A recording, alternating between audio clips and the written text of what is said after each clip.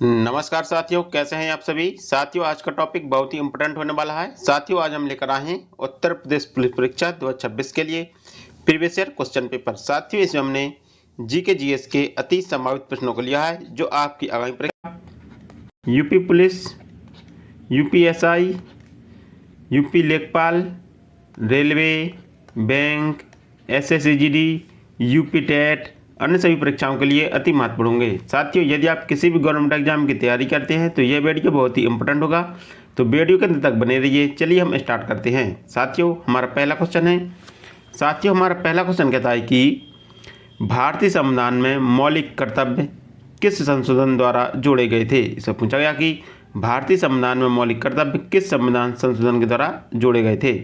साथियों, भारतीय संविधान में मौलिक कर्तव्य 42वें संविधान संशोधन के द्वारा जोड़े गए थे। कौन सा संविधान? 42वें संविधान संशोधन के द्वारा जोड़े गए थे। तो इसका राइट आंसर ऑप्शन बी होगा। हमारा अगला क्वेश्चन है। साथियों, हमारा अगला क्वेश्चन कहता है कि भारत का पहला जैवमंडल आरक्षित क्षेत्र कौन सा है। इससे पूछा गया कि भारत का पहला जैवमंडल आरक्षित क्षेत्र कौन सा है। साथियों, भारत का पहला जैवमंडल आरक्षित क्षेत्र नीलगिरी जैवमंडल आरक्षित क्षेत्र कौन सा है? नीलगिरी जैवमंडल आरक्षित क्षेत्र है। तो इसका राइट आंसर ऑप्शन बी होगा। हमारा अगला क्वेश्चन है। साथियों, हमारा अगला क्वेश्चन कहता है कि ब्लैक होल सिद्धांत से संबंधित प्रसिद्ध वैज्ञानिक कौन है। इससे पूछा गया कि ब्लैक होल का सिद्धांत किस वैज्ञानिक के द्वारा दिया गया था। तो ब्लैक होल का सिद्धांत स्टीफन हॉकिंस के द्वारा दिया गया था। किसके द्वारा? Stephen Hawkins. ठीक है, स्टीफन हॉकिंस के द्वारा ब्लैक होल का सिद्धांत दिया गया था। तो इसका राइट आंसर ऑप्शन बी होगा। हमारा अगला क्वेश्चन है। साथियों, हमारा अगला क्वेश्चन कहता है कि भारतीय रिजर्व बैंक की स्थापना किस वर्ष हुई थी। इससे पूछा गया कि आरबीआई की स्थापना किस वर्ष की गई थी। साथियों, आरबीआई की स्थापना 1935 ईस्वी में की गई थी। कब की गई थी? 1935 ईस्वी में की गई थी। इसका मुख्यालय मुंबई में स्थित है। इसका मुख्यालय कहाँ पर है? इसका मुख्यालय मुंबई में स्थित है। यदि हम बात करें कि इसका राष्ट्रीयकरण कब हुआ था, ठीक है, इसका राष्ट्रीयकरण 1 जनवरी 1949 ईस्वी को हुआ था। कब हुआ था? इसका राष्ट्रीयकरण 1 जनवरी 1949 ईस्वी को हुआ था। तो इसका राइट आंसर ऑप्शन ए होगा, 1935। आरबीआई बैंक की स्थापना 1935 ईस्वी में हुई थी। हमारा अगला क्वेश्चन है। साथियों, हमारा अगला क्वेश्चन कहता है कि ऑपरेशन ब्लू स्टार किस वर्ष हुआ था। इससे पूछा गया कि जो ऑपरेशन ब्लू स्टार है वो किस वर्ष हुआ था। साथियों, operation blue star Indira Gandhi के द्वारा चलाया गया था। किसके द्वारा? इंदिरा गांधी के द्वारा चलाया गया था। और यह ऑपरेशन अमृतसर में स्वर्ण मंदिर में हुआ था। ठीक है, जो ऑपरेशन ब्लू स्टार है यह अमृतसर में हुआ था और यह स्वर्ण मंदिर में हुआ था। और यह किस वर्ष हुआ? तो यह हुआ था 1 जून 1984 को। कब? 1 जून 1984 ईस्वी को ऑपरेशन ब्लू स्टार हुआ था। तो इसका राइट आंसर ऑप्शन बी होगा। हमारा अगला क्वेश्चन है। साथियों, हमारा अगला क्वेश्चन कहता है कि निम्नलिखित में से कौन सी गैस अम्लीय वर्षा के लिए मुख्य रूप से जिम्मेदार है। इससे पूछा गया कि अम्लीय वर्षा के लिए कौन सी गैस जिम्मेदार होती है। तो अम्लीय वर्षा जो सल्फर डाइऑक्साइड जिम्मेदार होती है। कौन सी होती है? सल्फर डाइऑक्साइड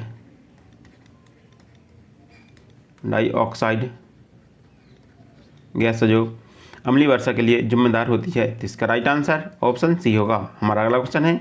साथियों, हमारा अगला क्वेश्चन कहता है कि भारत का पहला परमाणु परीक्षण कहाँ किया गया था। इसमें पूछा गया कि भारत का पहला परमाणु परीक्षण है जो कहाँ पर किया गया था। साथियों, भारत का पहला परमाणु परीक्षण पोखरण राजस्थान में किया गया था। कहाँ पर? पोखरण राजस्थान में किया गया था। ठीक है, यह परीक्षण कब किया गया? तो यह परीक्षण 18 मई 1974 ईस्वी को हुआ था। कब हुआ था? जो भारत का पहला परमाणु परीक्षण है जो यह 18 मई 1974 ईस्वी को हुआ था। इस समय भारत के प्रधानमंत्री कौन थी? तो इस समय प्रधानमंत्री थी इंदिरा गांधी। ठीक है, इस समय भारत के प्रधानमंत्री इंदिरा गांधी थी। इसका नाम रखा गया था स्माइलिंग बुद्धा। ठीक है, जो पहला परमाणु परीक्षण है इसका नाम रखा गया था स्माइलिंग बुद्धा। ठीक है, स्माइलिंग बुद्धा इसका नाम रखा गया था। ठीक है, तो इसका राइट आंसर होगा ऑप्शन ए कि भारत का पहला परमाणु परीक्षण पोखरण राजस्थान में किया गया था। हमारा अगला क्वेश्चन है। साथियों, हमारा अगला क्वेश्चन कहता है कि दास कैपिटल पुस्तक किसने लिखी। साथियों, दास कैपिटल पुस्तक है जो यह कार्ल मार्क्स के द्वारा लिखी गई है। किसके द्वारा? कार्ल मार्क्स के द्वारा यह पुस्तक लिखी गई है। तो इसका राइट आंसर ऑप्शन बी होगा। हमारा अगला क्वेश्चन है। साथियों, हमारा अगला क्वेश्चन कहता है कि विटामिन B1 की कमी से कौन सा रोग होता है। तो पूछा गया कि विटामिन B1 की कमी से कौन सा रोग होता है। साथियों, जो विटामिन B1 की कमी से होने वाला रोग है वह है बेरी, ठीक है। ये बेरी रोग है, यह विटामिन B1 की कमी से होता है। यदि हम बात करें स्कर्वी रोग है जो, यह विटामिन C की कमी से होता है, ठीक है। स्कर्वी रोग है यह विटामिन C की कमी से होता है। और रिकेटस यह विटामिन D की कमी से होता है। रिकेटस रोग है यह विटामिन D की कमी से होता है। और यानी एनीमिया है जो, यह खून की कमी से होता है, ठीक है।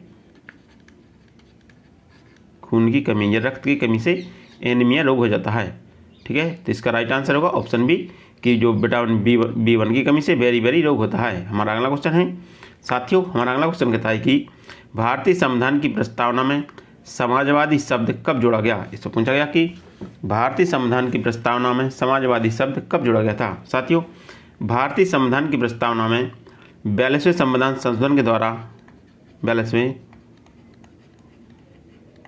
संविधान संशोधन के द्वारा 1976 ईस्वी में 3 शब्द जोड़े गए, ठीक है। 1976 ईस्वी में 3 शब्द जोड़े गए थे। पहला था समाजवादी, दूसरा था पंथ निरपेक्ष,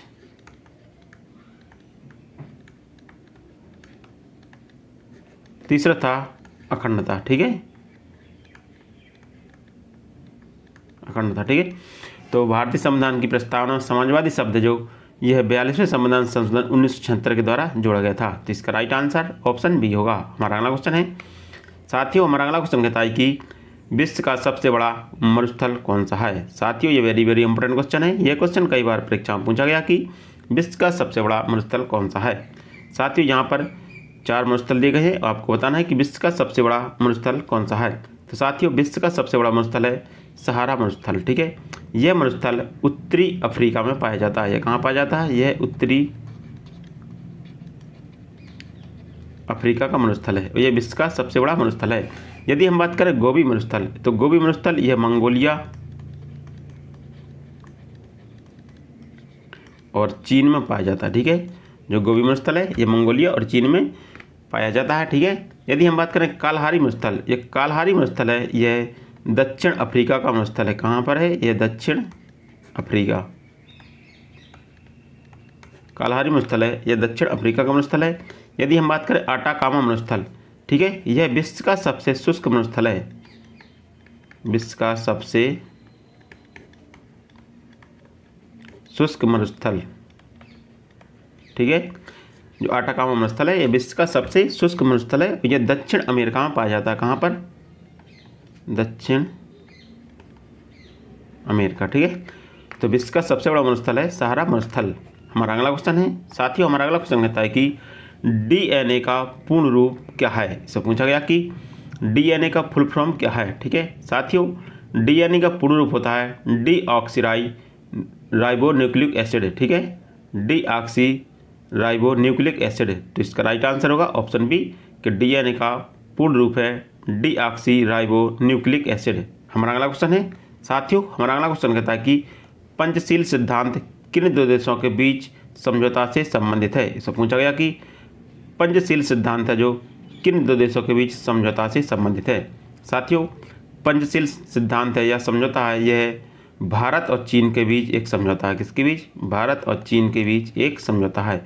यह समझौता 29 अप्रैल 1954 ईस्वी को हुआ था। कब हुआ था यह समझौता? 29 अप्रैल 1954 ईस्वी में हुआ था, ठीक है। और यह समझौता भारत के प्रधानमंत्री जवाहरलाल नेहरू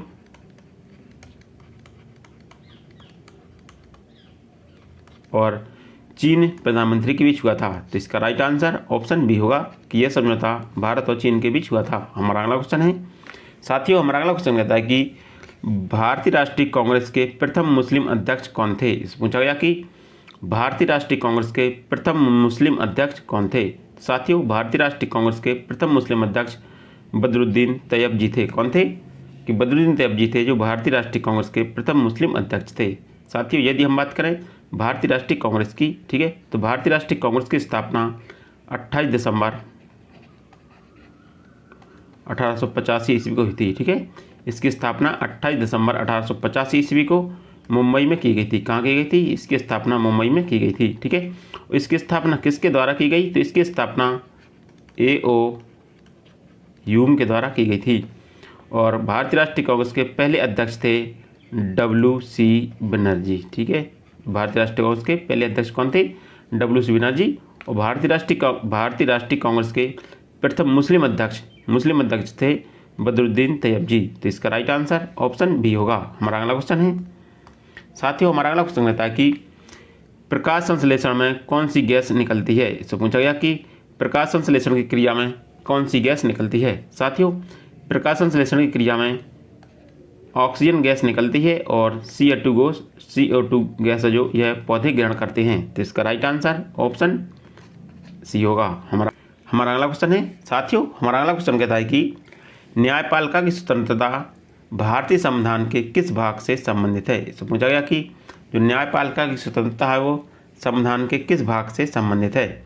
तो न्यायपालिका की स्वतंत्रता है वो संवैधानिक ढांचे से संबंधित है। किससे? संवैधानिक ढांचे से संबंधित है। तो इसका राइट आंसर ऑप्शन डी होगा। साथियों, यदि हम बात करें मौलिक अधिकार, ठीक है, तो मौलिक अधिकारों का उल्लेख संविधान के भाग 3 में किया गया है। किसमें? संविधान के भाग 3 में मौलिक अधिकारों का उल्लेख किया गया है। यदि हम बात करें राज्य के नीति निर्देशक तत्व, इनका उल्लेख संविधान के भाग 4 में किया गया है। इनका उल्लेख संविधान के भाग 4 में किया गया है। यदि हम बात करें संघीय व्यवस्था की, संघीय व्यवस्था का उल्लेख संविधान के भाग 11 में किया गया है। ठीक है, जो संघीय व्यवस्था है इसका उल्लेख संविधान के भाग 11 में किया गया है। हमारा अगला क्वेश्चन है साथियों, हमारा अगला क्वेश्चन कहता है कि हाल ही में चर्चा में रहा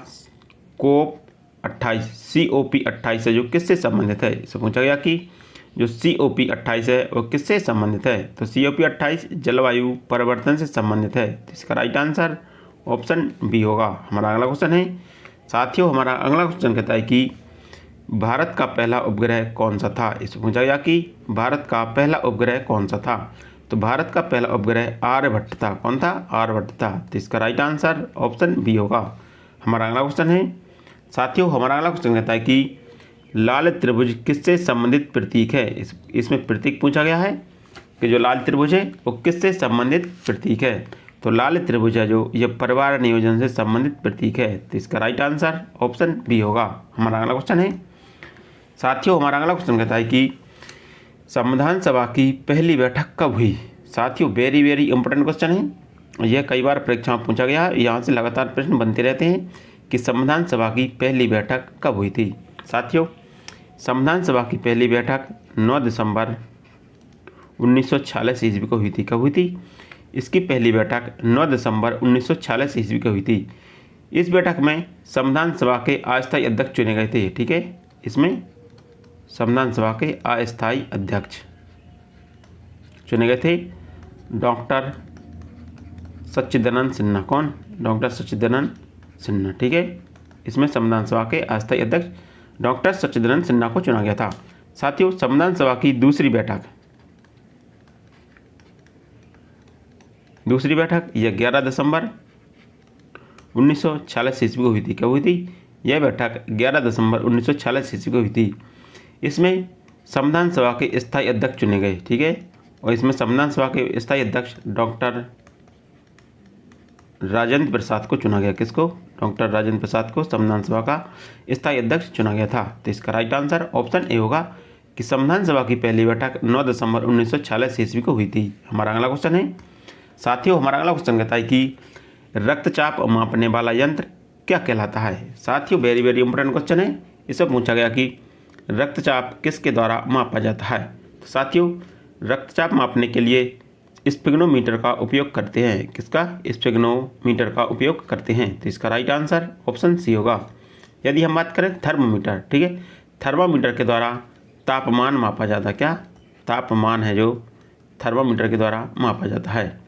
और बैरोमीटर के द्वारा वायुमंडलीय दाब मापा जाता है। क्या? वायुमंडलीय दाब। ठीक है, वायुमंडलीय दाब है जो यह बैरोमीटर के द्वारा मापा जाता है। यदि हम बात करें हाइड्रोमीटर के द्वारा द्रव का आपेक्षिक घनत्व मापा जाता है। क्या? हाइड्रोमीटर के द्वारा द्रव का आपेक्षिक घनत्व।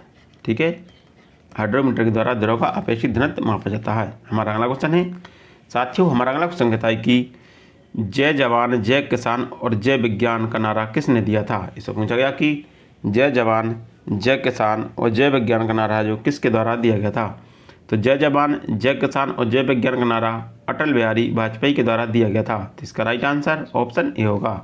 हमारा अगला क्वेश्चन है साथियों, हमारा अगला क्वेश्चन कहता है कि भारतीय संसद का संयुक्त अधिवेशन कौन बुलाता है। साथियों, ये वेरी वेरी इंपॉर्टेंट क्वेश्चन है और यह संविधान से पूछा गया क्वेश्चन है। तो आपको बताना है कि भारतीय संसद का संयुक्त अधिवेशन कौन बुलाता है या किसके द्वारा संयुक्त अधिवेशन बुलाया जाता है। साथियों, भारतीय संविधान के अनुच्छेद 108 के तहत, संविधान के अनुच्छेद 108 के तहत संयुक्त अधिवेशन बुलाया जाता है और संयुक्त अधिवेशन की अध्यक्षता है जो संयुक्त अधिवेशन की अध्यक्षता लोकसभा अध्यक्ष करता है। कौन करता है? इसकी अध्यक्षता लोकसभा अध्यक्ष, ठीक है। इसकी अध्यक्षता जो लोकसभा अध्यक्ष के द्वारा की जाती है और यह संयुक्त अधिवेशन राष्ट्रपति के द्वारा बुलाया जाता है। किसके द्वारा? यह राष्ट्रपति के द्वारा बुलाया जाता है संयुक्त अधिवेशन और इसकी अध्यक्षता लोकसभा अध्यक्ष के द्वारा की जाती है और यह अनुच्छेद 108 के तहत बुलाया जाता है। हमारा अगला क्वेश्चन है साथियों, हमारा अगला क्वेश्चन कहता है कि शरीर में इंसुलिन का निर्माण कहाँ होता है। इसको पूछा गया कि शरीर में इंसुलिन का निर्माण है जो कहाँ पर होता है। तो शरीर में इंसुलिन का निर्माण अग्न्याशय में होता है। कहाँ पर? अग्न्याशय में होता है। तो इसका राइट आंसर ऑप्शन बी होगा। हमारा अगला क्वेश्चन है साथियों, हमारा अगला क्वेश्चन कहता है कि गोल्डन रेवोल्यूशन किससे संबंधित है। इसको पूछा गया कि गोल्डन रेवोल्यूशन है जो किससे संबंधित है। तो गोल्डन रेवोल्यूशन है जो यह गेहूं उत्पादन से संबंधित है। किससे? गेहूं उत्पादन से संबंधित है। तो इसका राइट आंसर ऑप्शन डी होगा। हमारा अगला क्वेश्चन है साथियों, हमारा अगला क्वेश्चन कहता है कि भारत में जीएसटी कब लागू हुआ। इससे पूछा गया कि जीएसटी है जो कब लागू किया गया था। तो साथियों, जीएसटी का फुल फॉर्म होता है गुड एंड सर्विस टैक्स, ठीक है। जो जीएसटी का मतलब होता है गुड एंड सर्विस टैक्स, यह भारत में 2017 में लागू किया गया था। तो इसका राइट आंसर ऑप्शन सी होगा।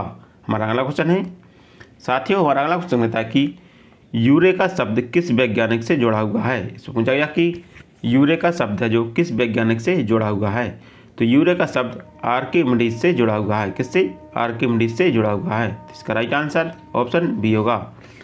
हमारा अगला क्वेश्चन है साथियों, हमारा अगला क्वेश्चन कहता है कि भारत का सबसे लंबा राष्ट्रीय राजमार्ग कौन सा है। इसको पूछा गया कि भारत का सबसे लंबा राष्ट्रीय राजमार्ग कौन सा है।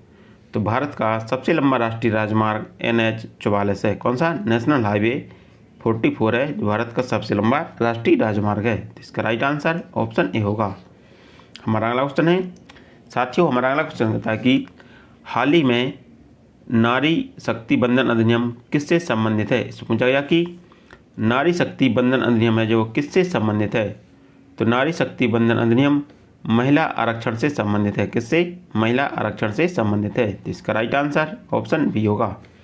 हमारा अगला क्वेश्चन है साथियों, हमारा अगला क्वेश्चन कहता है कि इलेक्ट्रॉन की खोज किसने की थी। इससे पूछा गया कि इलेक्ट्रॉन की खोज किसके द्वारा की गई थी। तो इलेक्ट्रॉन की खोज जे थॉमसन के द्वारा की गई थी। किसके द्वारा? जे थॉमसन के द्वारा इलेक्ट्रॉन की खोज की गई थी। तो इसका राइट आंसर ऑप्शन बी होगा।